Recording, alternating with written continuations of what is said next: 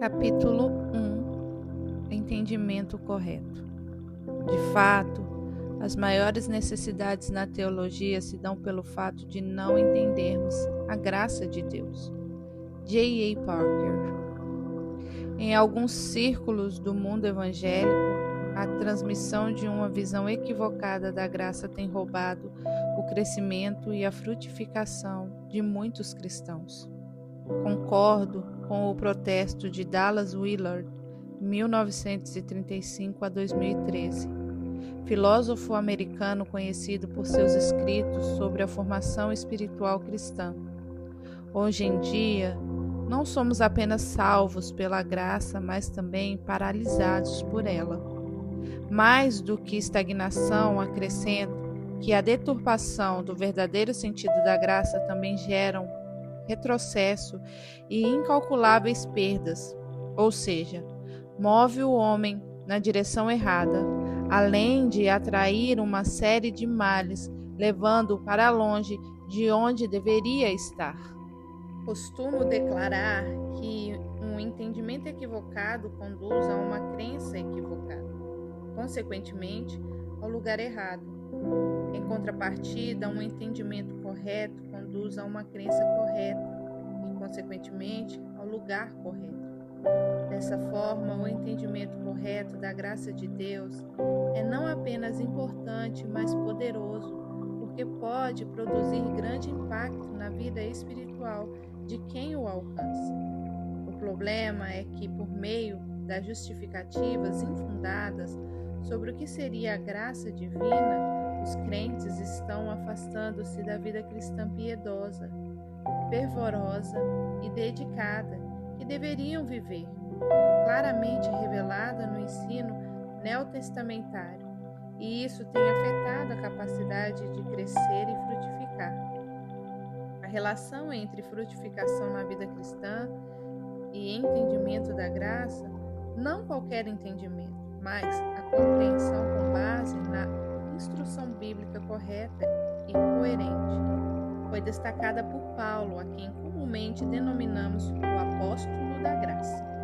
Observe sua declaração aos cristãos de Colossos. Damos sempre graças a Deus, Pai de nosso Senhor Jesus Cristo, quando oramos por vocês, desde que ouvimos da fé que vocês têm em Cristo Jesus e do amor que vocês têm por todos os santos, por causa da esperança que está guardada para vocês nos céus. Desta esperança, vocês ouviram falar anteriormente, por meio da palavra da verdade do Evangelho, que chegou até vocês. Esse Evangelho está produzindo frutos e crescendo em todo o mundo. Assim como acontece entre vocês, desde o dia em que ouviram e entenderam a graça de Deus na verdade. Isso vocês aprenderam de Epáfras, nosso amado conservo, e em relação a vocês, fiel ministro de Cristo. Colossenses 1, do 3 ao 7.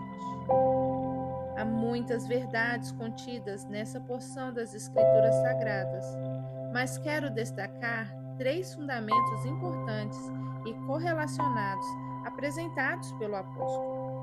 Primeiro, há uma ênfase sobre a questão da frutificação.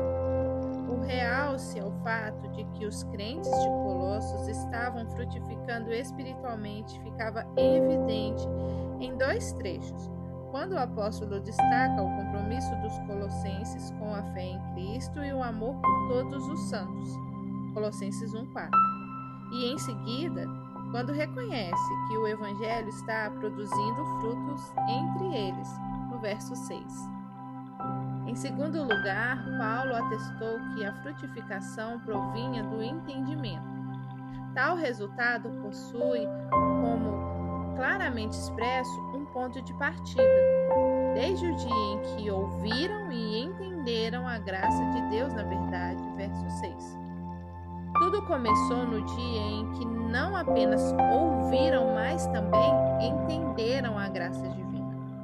É justo afirmar, portanto, que a compreensão foi a base para o desenvolvimento da fé. Em terceiro lugar, encontramos uma relação entre o entendimento que gera frutificação e a instrução que aqueles irmãos haviam recebido. Vale ressaltar que esse tão importante e necessário entendimento, que nos ajuda a frutificar, não chega de forma aleatória ou espontânea, mas é fruto de aprendizado. Isso vocês aprenderam de Epáfras, nosso amado conservo. É em relação a vocês, fiel ministro de Cristo. Os colossenses só alcançaram o entendimento correto acerca da graça porque houve alguém que os havia instruído. Logo, presume-se que para haver frutificação na vida cristã, se faz necessário ser instruído e obter o correto entendimento da graça divina. Tony Cook, em Graça, o DNA de Deus afirma: de forma geral, podemos dizer que o valor e a importância de uma doutrina pode ser medidos pela ênfase que a Bíblia dá a eles. Se a Bíblia fala muito sobre aquilo, então provavelmente deveríamos fazer o mesmo. Já que esse é um tema tão presente e central por todas as Escrituras, poderíamos realmente esperar conhecer ou compreender a Deus e quem nós somos em Cristo Jesus sem entender a graça? Graça não é um assunto periférico ou uma espécie de adendo aos olhos de Deus, pois a sua graça é a essência de quem Ele é e também a base para as suas ações em nosso favor. Ela é também a força transformadora por trás de quem nós nos tornamos e de tudo o que somos capazes de fazer para Ele. Se a graça é tão proeminente na Bíblia, não deveria também ser soberana em seus estudos para que você possa descobrir o que ela é e faz? Reiteremos que o entendimento da graça foi vital para a frutificação dos cristãos colossenses. Contudo, continua sendo necessária para uma instrução capacitadora nos dias de hoje. Aos Coríntios, Paulo afirmou: vocês conhecem a graça de nosso Senhor Jesus Cristo, segundo aos Coríntios 8:9. Essa compreensão só é possível se houver ensino, orientação, mas não qualquer instrução. Epáfras foi chamado pelo apóstolo Paulo de fiel ministro de Cristo. O motivo do destaque à fidelidade de Epáfras no ensino aos crentes de Colossos deu-se por haver muitos declarados ministros que deturpavam a graça de Deus, em vez de promover a correta assimilação do que é graça divina, manchavam seu verdadeiro significado. Observe a advertência de Judas em sua epístola, falando acerca da distorção da verdade das Escrituras.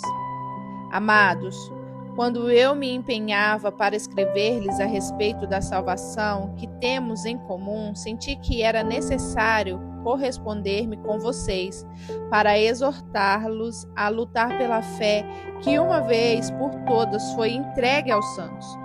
Pois certos indivíduos, cuja sentença de condenação foi promulgada há muito tempo, se infiltraram no meio de vocês sem serem notados. São pessoas ímpias que transformam em libertinagem a graça do nosso Deus e negam o nosso único soberano e Senhor Jesus Cristo. Judas 1, 3 e 4. Judas reconheceu a necessidade de exortar os irmãos a lutar pela fé. Por quê? Porque havia, já naqueles primeiros anos da fé cristã, ensinos que relativizavam a verdade do Evangelho. De todas as possíveis ameaças envolvidas nessa advertência, uma é acentuada: a graça estava sendo transformada em libertinagem. Portanto, em contraste à necessidade de entender a graça de Deus, constatamos um ataque maligno para impedir a compreensão acurada.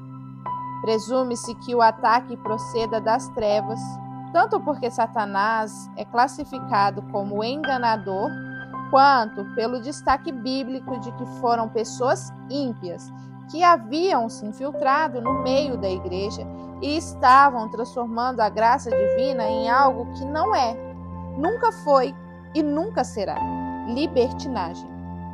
O Dr. Russell Shedd, referência teológica na Igreja Brasileira, declarou que graça sem compromisso não representa a realidade bíblica. Fato é que, desde o primórdio da Igreja de Cristo, há tentativas de definir a graça como uma espécie de permissão ou complacência ao pecado. Aliás, deturpações heréticas da verdade do Evangelho têm batido a nossa porta ao longo de toda a história e com certa frequência, ainda que não seja possível detectar um padrão de periodicidade. Hoje, em especial, interpretações grotescas da graça bombardeiam a Igreja e atentam contra a sã doutrina. Em momentos como este, a importância da compreensão correta da graça divina, fundamentada na Palavra de Deus, salta em magnitude. Perceba a seriedade do protesto que faz John Bevere em seu maravilhoso livro Kryptonita. Fico incomodado quando ministros fazem comentários como: não há diferença entre um cristão e um pecador. Cristãos apenas foram perdoados. Isso é heresia e faz duas coisas horríveis. Primeiro, diminui o que Deus fez por nós através de Jesus. E segundo, nulifica sua promessa, mantendo seu povo cativo à corrupção deste mundo, que é criada por desejos imorais. Esses perpetradores ímpios que estão disfarçados de pastores, líderes ou crentes, ensinam ou, mais provavelmente, modelam através de seu estilo de vida aquilo que identificam como graça permissiva, em vez de autêntica graça habilitadora. Ou seja, a graça permissiva que é ensinada não nos protege da kryptonita, alusão simbólica ao pecado, nem nos capacita a nos afastar-nos dela, mas nos permite viver um pouco ou nenhum limite. Isso prepara o caminho para que a sociedade dite o nosso estilo de vida, pois a graça está sendo reduzida meramente a um cobertor em vez de uma força habilitadora. Portanto, basicamente, crentes vulneráveis ficam livres para buscar os desejos de sua natureza decaída, como modelo pela sociedade, tornando-se então suscetíveis à kryptonita. Esse é o propósito da graça de Deus. Por um lado, Shedd condena como antibíblica a graça sem compromisso. Por outro, Bevere aponta que o propósito da graça de Deus não é dar permissão ao pecado. Como definir, então, o correto destaque à permissividade em detrimento da responsabilidade em muitos sermões? Entendemos que se trata de uma flagrante distorção do que a graça é. Não menos que isso, deturpação do conceito real e bíblico. Lemos na carta à igreja de Éfeso, uma das 7 igrejas da Ásia, às quais o Senhor se dirigiu em Apocalipse, menções específicas aos nicolaítas. Mas há uma coisa a seu favor.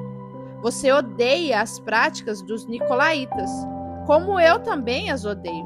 Apocalipse 2:6. A igreja de Pérgamo há mais uma referência. De igual modo, você tem também os que se apegam aos ensinos dos nicolaítas. Apocalipse 2:15. Quem eram os tais nicolaítas? A maioria de nós apenas lê, sem tentar entender precisamente o que estava sendo dito. Hernandes Dias Lopes resume aspectos históricos por trás deste grupo, bem como suas crenças e práticas. Eles ensinavam a liberdade em Cristo e a liberdade para o pecado. Diziam: não estamos debaixo da tutela da lei, estamos livres para viver sem freios, sem imposições e sem regras. Esse simulacro da verdade era para transformar a graça em licença para a imoralidade, a liberdade em libertinagem. Os nicolaítas ensinavam que os crentes não precisavam ser diferentes.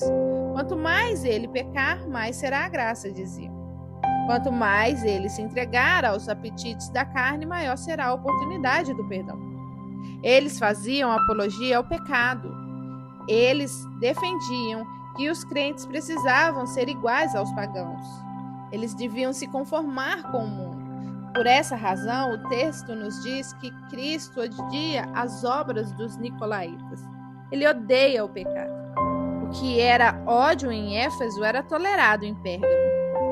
O que alguns chamam atualmente de a nova relação da graça deveria ser classificado como a velha heresia dos gnósticos.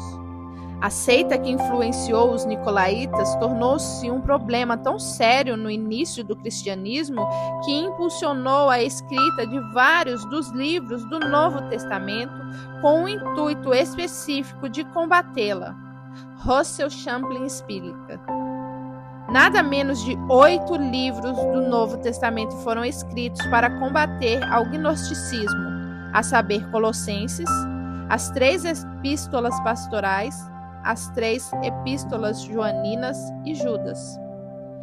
Os gnósticos removeram do evangelho o imperativo moral, não vendo nele nenhuma função santificadora. Em sua suposta elevada sabedoria, mediada pelas artes mágicas, pelo cerimonialismo e por um falso misticismo, imaginavam-se isentos da existência moral. Não há que se duvidar que muitos deles usavam passagens de escritos paulinos, como o 14º capítulo da Epístola aos Romanos ou o 8º capítulo da primeira Epístola aos Coríntios, para ensinarem que tudo era questão indiferente, não meramente a observância externa de dias santificados, carnes, bebidas, etc., conforme Paulo ensinara. Portanto, tinha tendência antinominais, externas. Em outras palavras, não havia lei moral no evangelho deles. Aqui temos o objetivo de não somente ajudar os que, pela compreensão correta, frutificarão ainda mais, como também vacinar o coração e a mente de cristãos que, sem uma compreensão bíblica abrangente, podem tornar-se vítimas dessa enganosa e libertina definição de graça divina, o que inevitavelmente atrai consequências não agradáveis. Thomas C. Orden, teólogo americano, é preciso em alertar que o estudo da graça é o estudo da capacitação da liberdade. A liberdade a qual aqui me refiro não é política ou econômica, mas a mais fundamental liberdade que secundariamente se expressa na vida econômica e política. A liberdade em cuja capacitação mais estamos interessados é classicamente chamada liberdade da escravidão do pecado. Liberdade para viver uma vida que é bem-aventurada. Não é prudente ignorar as inúmeras advertências bíblicas contra falsos mestres e profetas que apontam o perigo do engano e da deturpação da verdade. Tampouco se deve achar que tal perigo foi confinado ao passado ou que se refere somente ao futuro da Igreja em dias distantes. A ameaça mira o hoje. O alerta das Escrituras também nos diz respeito. Enquanto ignoramos a gravidade do problema, rejeitamos igualmente a necessidade e, por que não, a responsabilidade de preveni-lo e, ao mesmo tempo, combatê-lo. Leiamos um trecho de um outro livro de nossa autoria, O Impacto da Santidade, que retrata tanto a atemporalidade de ensinos enganosos quanto a importância de não ficarmos inertes. Observe outra afirmação de Paulo e Timóteo sobre os mesmos tempos do fim. Ora, o Espírito afirma expressamente que nos últimos tempos alguns apostatarão da fé, por obedecerem a espíritos enganadores e a ensinos de demônios, pela hipocrisia dos que falam mentiras e que têm cauterizado a própria consciência. 1 Timóteo 4, 1 e 2. Novamente, quando citamos como marcante a apostasia dos últimos tempos, as Escrituras não definem tal característica como exclusividade do fim. A própria palavra de Deus relata casos de apostasia desde o início da era cristã. Mais uma vez, a ênfase do apóstolo está na priori significativa dos sintomas.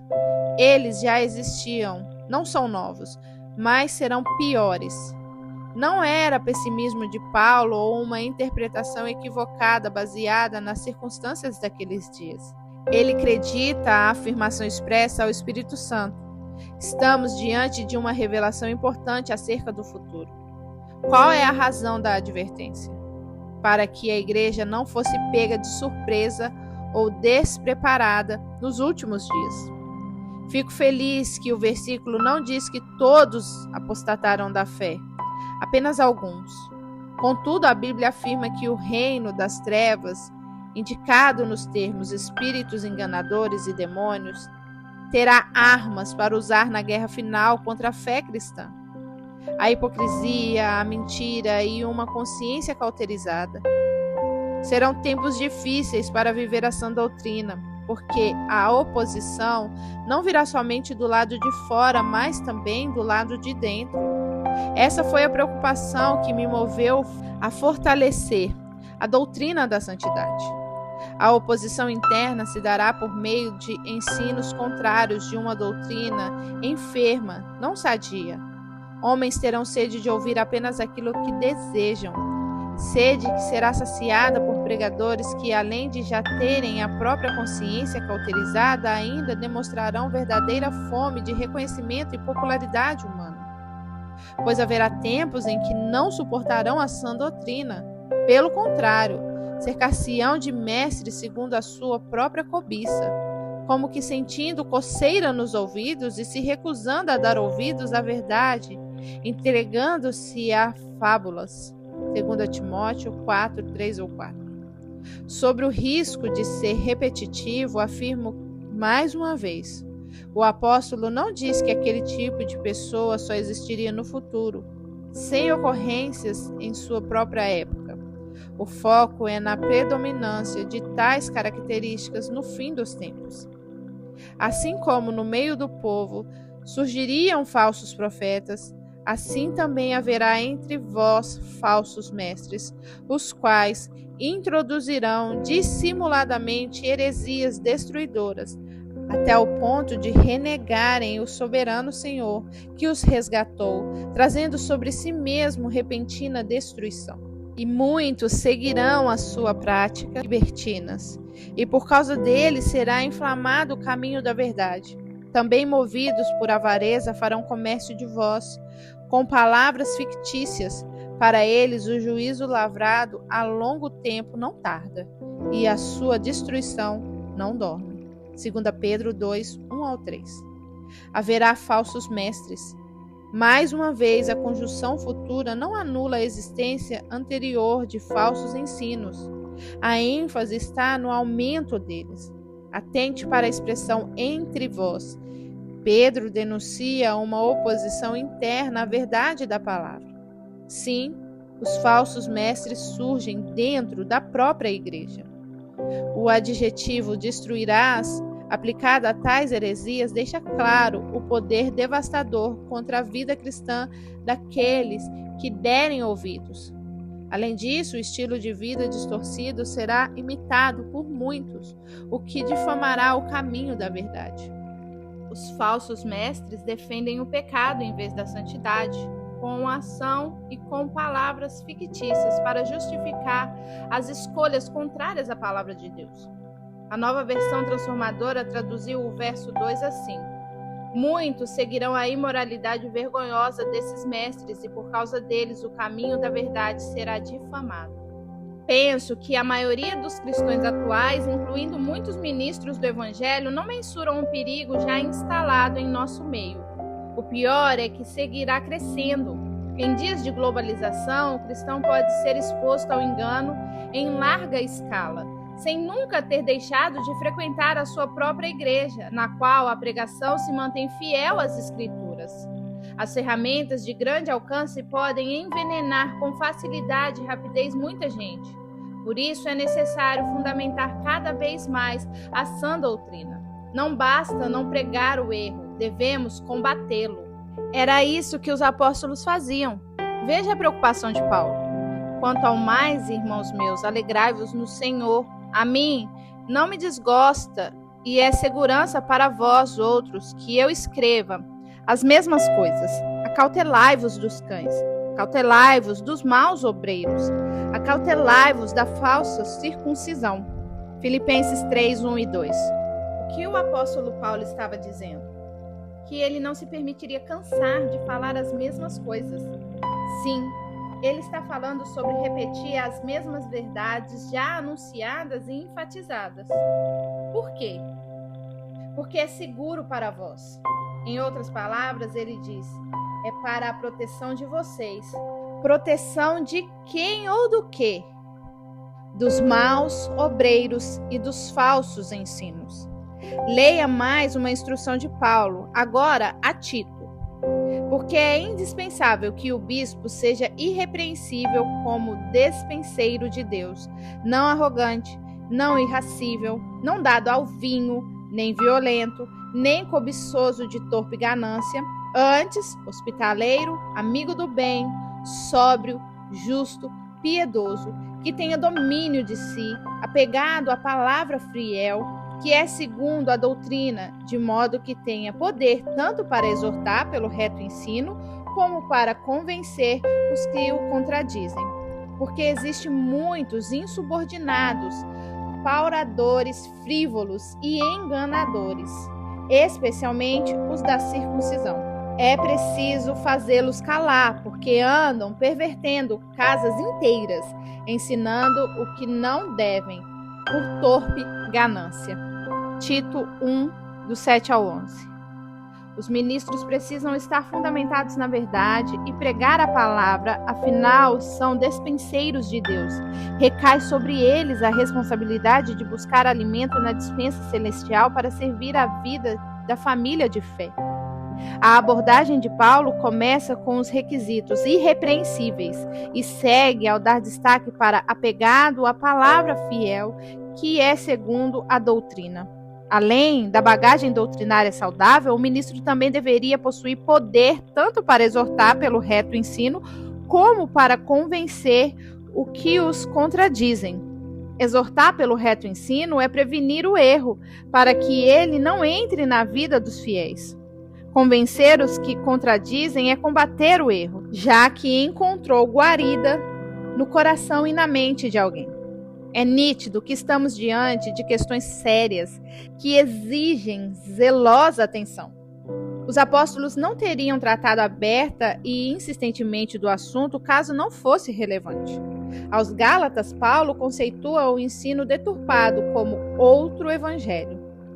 Estou muito surpreso em ver que vocês estão passando tão depressa daquele que os chamou para a graça de Cristo para outro evangelho, o qual, na verdade, não é outro.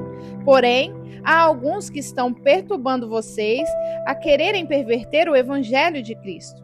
Mas ainda que nós, ou mesmo um anjo vindo do céu, pregue a vocês um evangelho diferente daquele que temos pregado, que esse seja anátema. Como já dissemos, e agora repito, se alguém está pregando a vocês um evangelho diferente daquele que já receberam, que esse seja anátema. Gálatas 1, 6 ao 9. O que o apóstolo chama de outro evangelho, embora tenha explicado posteriormente que não pode existir outro, pois o evangelho é um só, é a tentativa de perverter o evangelho. De acordo com Strong, a palavra grega traduzida para perverter é metastepro, que significa mudar, virar, dar a volta. Já o dicionário Vini a define como transformar em algo de caráter oposto. E como exemplo de uso cita Atos 2:20. O sol se converterá em trevas. Tentativas de mudar o evangelho são comuns desde o princípio da igreja. Não há motivos para acreditar em uma espécie de trégua nos dias de hoje. Pelo contrário, há hoje um evangelho transgênico, em plena proclamação. A essência da verdade está sendo convertida em algo muito e cada vez mais distante do padrão divino revelado e estabelecido de forma irrevogável em sua palavra. Cabem aqui as palavras de Gordon Anderson. Certamente, a exegese e a hermenêutica sadia são e sempre serão o único antídoto eficaz contra muitas doutrinas novas, a maioria das quais não passam de heresias antigas. Trata-se da revolução da graça, segundo alguns. Respondo com uma citação que Philip Yancey faz, de H. Richard Niebuhr. As grandes revoluções cristãs não acontecem por meio da descoberta de algo desconhecido até então. Elas acontecem quando alguém aceita radicalmente algo que sempre esteve ali. Macrovisão. Além dos motivos já citados que me levaram a publicar este ensino, acrescento a importância da cosmovisão bíblica. Não se constrói um entendimento doutrinário com microvisão, mas com macro. Antes de falar da graça, é necessário discorrer primeiramente acerca de que precedeu a manifestação da lei, a lei de Moisés. Antes mesmo de tratar da lei mosaica, convém abordar o período anterior. Portanto, nos próximos capítulos, seguirei uma construção tanto lógica quanto cronológica dos eventos, para projetar o panorama completo, não apenas um recorte. Desse modo, será possível compreender a progressão da revelação bíblica. Mas não só isso, também ficarão evidentes as interpretações errôneas da graça que se baseiam em fundamentos insidiosos acerca do que era a lei ou do que foi o período que a antecedeu. Cresci ouvindo o meu pai, estudioso das Escrituras, falando sobre o mérito da macrovisão bíblica.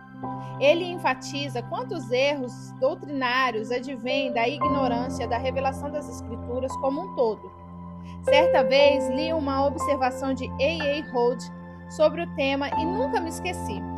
A doutrina da Bíblia não são isoladas, mas interrelacionadas. Portanto, o ponto de vista acerca de uma doutrina necessariamente afetará o ponto de vista aceito a respeito de outra. Não se pode tomar uma parte das Escrituras em detrimento de outras. Essa é a razão pelo qual, combatendo o diabo nas tentações do deserto, o Senhor Jesus declarou: também está escrito, não ponha à prova o Senhor, o seu Deus. Mateus 4:7. Satanás usou um texto bíblico com aplicação distorcida, na intenção de induzir Jesus ao erro. Além disso, gabou-se ao dizer, pois está escrito. Quando citou parte de Salmo 91, a réplica de Cristo foi imediata. Também está escrito. Significa que uma parte da Bíblia não pode ser usada para anular a outra. As partes se harmonizam, se completam e se explicam. Gosto de como a tradução brasileira registra o texto de Salmo 119 e 160. A soma da tua palavra é a verdade. Cada um dos teus justos juízes duram para sempre. É atribuída a Richard Sibbes, teólogo anglicano, uma afirmação que explica esse ponto de forma simples, direta e primorosa. A verdade de Deus sempre concorda consigo mesma. Tony Cook, ao avaliar os desafios da doutrina da graça, utiliza os mesmos argumentos. Para compreender como esse erro surge, primeiro temos que compreender que a graça não está sozinha. Nunca foi a intenção de Deus que ela fosse uma força espiritual independente.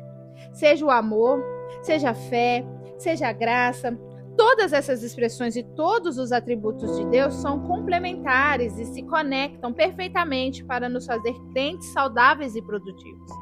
Se isolarmos a graça ou qualquer outra doutrina de forma exclusiva, ela ficará torta e fora de proporção em nossas vidas. Falharemos em apreciar o fato de que Deus entrelaçou todos os aspectos de seu caráter e natureza para nos fazer completos e plenamente efetivos como seus filhos. As verdades da Bíblia não são uma questão de uma coisa ou outra, elas são considerações todas inclusivas e devemos abraçar todas as verdades de Deus. Nenhum estudo sobre qualquer tópico bíblico deveria construir um altar em torno daquela verdade em particular e fechar a porta para o resto da doutrina bíblica. Nenhuma doutrina deveria ser elevada inapropriadamente acima de qualquer outra.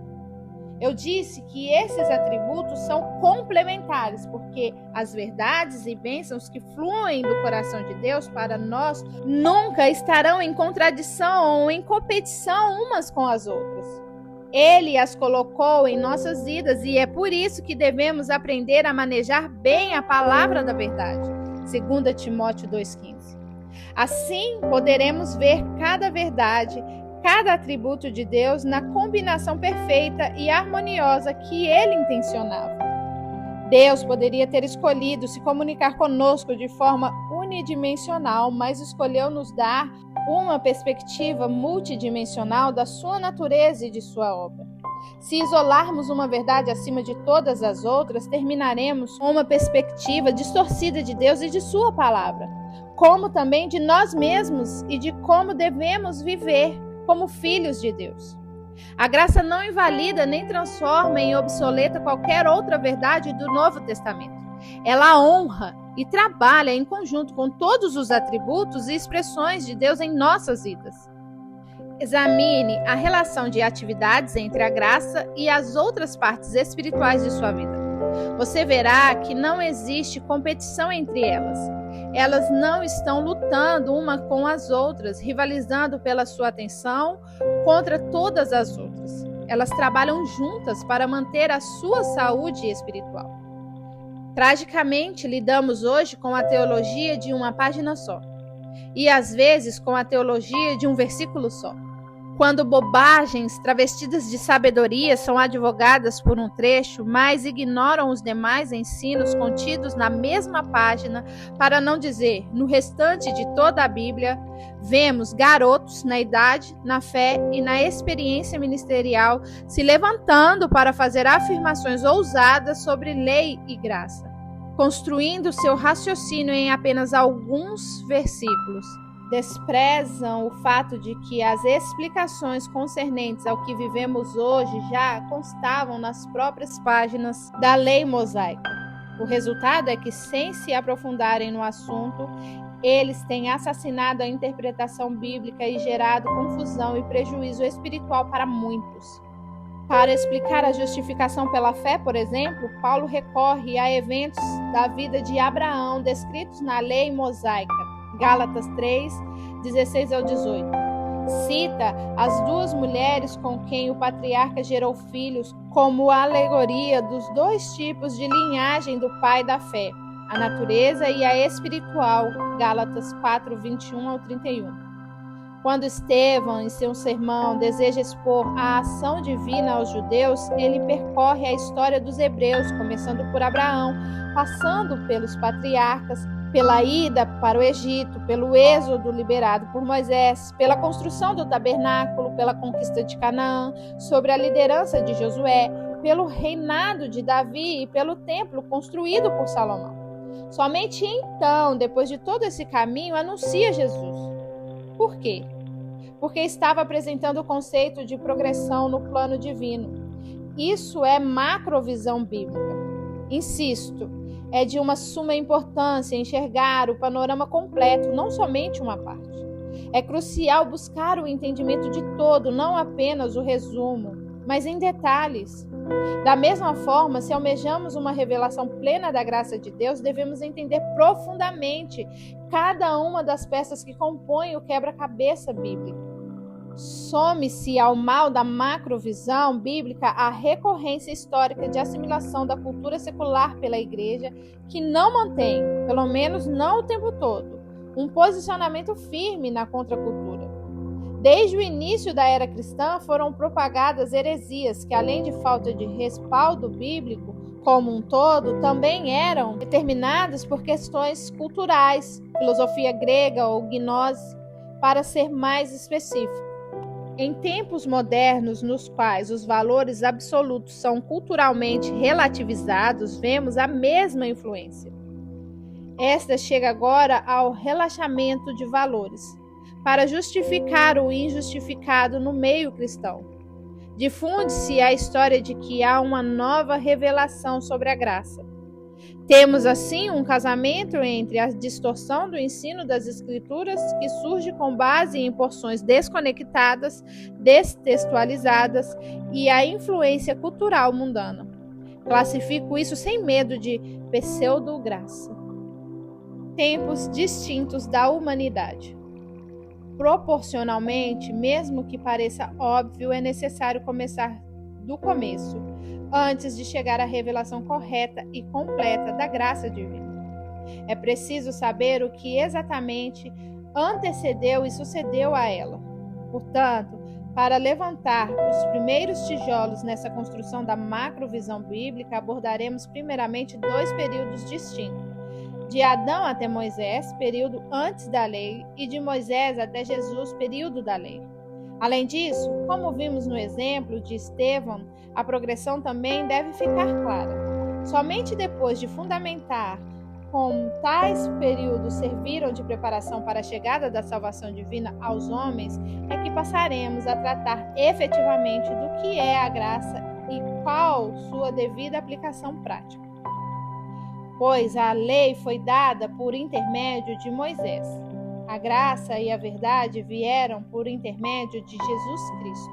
João 1,17. Assim como em Moisés temos o início da lei, em Cristo temos o marco da revelação da graça. Para entender a lei e a graça, não é sábio falar de um sem falar do outro, considerando ainda a respectiva ordem de chegada. É preciso primeiramente entender a lei para depois, e somente depois, entender a graça. Em termos gerais, é simples. Não podemos falar da graça que nos trouxe salvação sem abordar a lei que nos encerrou sob condenação. A lei, por sua vez, também deve ser entendida em seu contexto, o que significa que o tempo anterior a ela não pode ser ignorado.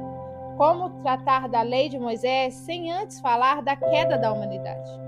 Atente para essa afirmação de Paulo aos crentes de Roma. Portanto, assim como por um só homem entrou o pecado no mundo, e pelo pecado a morte, assim também a morte passou a todos os homens, porque todos pecaram. Porque até o regime da lei havia pecado no mundo, mas o pecado não é levado em conta quando não há lei. Entretanto, reinou a morte desde Adão até Moisés, mesmo sobre aquele que não pecaram à semelhança da transgressão de Adão, o qual prefigurava aquele que havia de vir. Romanos 5, do 12 ao 14. Essas verdades estão completamente interligadas. É perigoso ignorar a conexão, pois corre-se sério risco de perder o entendimento de que há uma construção progressiva estabelecida pelo próprio Deus e revelada a nós pelas Escrituras. Os tempos nos quais mergulharemos a seguir são muito claros e bem divididos no ensino do Novo Testamento.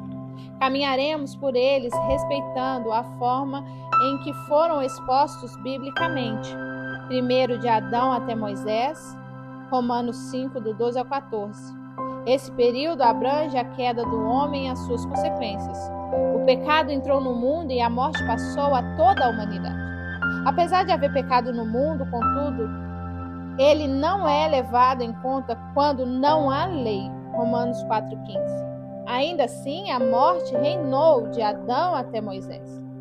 Com a chegada da lei, finda-se o primeiro período ao qual falei referente como antes da lei. 2.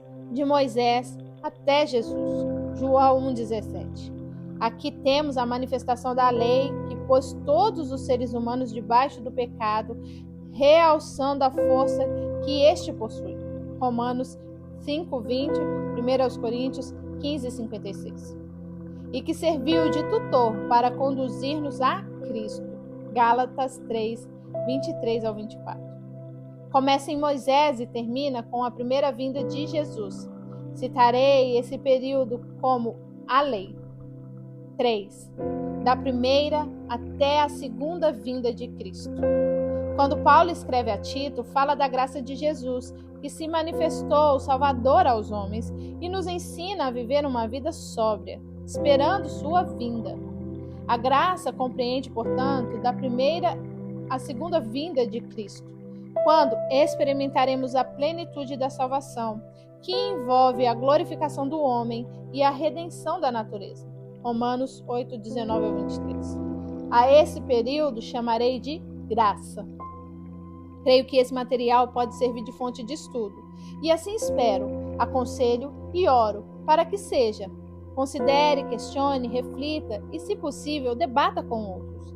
Há um caminho de milhares de anos que o convido a percorrer comigo nessas páginas, mas a recompensa está à nossa espera na linha de chegada. Que o Senhor nos ajude a crescer no entendimento de Sua palavra.